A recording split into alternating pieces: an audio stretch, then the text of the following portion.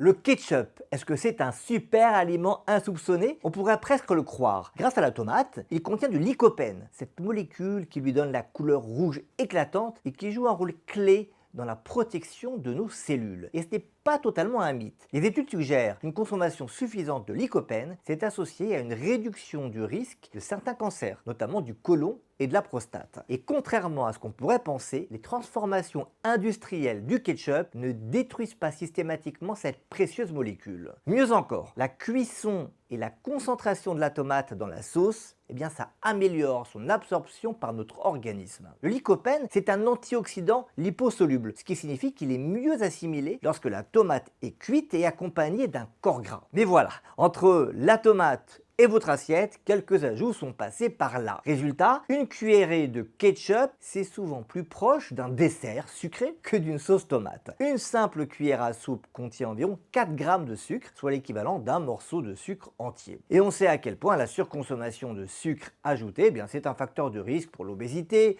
pour le diabète et les maladies cardiovasculaires. Côté sel, ce n'est pas mieux. Jusqu'à 200 mg de sodium par portion, ce qui représente environ 10% de la limite quotidienne recommandée. Voilà pourquoi une consommation trop régulière de ketchup industriel, ça peut contribuer à l'alimentation trop riche en sel, ce qui favorise l'hypertension artérielle et les maladies cardiovasculaires. Et puis il y a le goût. Le ketchup industriel est souvent conçu pour plaire au plus grand nombre, avec un profil sucré-salé qui masque la véritable saveur de la tomate. Alors que faire en pratique? Arrêter complètement le ketchup? Pas forcément. La solution, c'est de mieux le choisir. Et encore mieux, de le faire soi-même. Si vous voulez un ketchup qui respecte vraiment la tomate, voici une recette simple et savoureuse. Je ne suis pas cuisinier, mais vous pourrez me dire en commentaire si cette recette vous fait plaisir. Faites mijoter 500 g de tomates bien mûres avec une cuillerée à soupe de vinaigre de cidre, une cuillerée à soupe de purée de dattes, ça apporte une douceur naturelle, une pincée de sel, du poivre et une touche de paprika fumée pour une légère complexité aromatique. Laissez réduire à feu doux, puis mixez et passez au tamis pour obtenir une texture lisse et onctueuse. Vous obtenez un vrai ketchup avec le goût authentique de la tomate sans les excès du sucre et du sel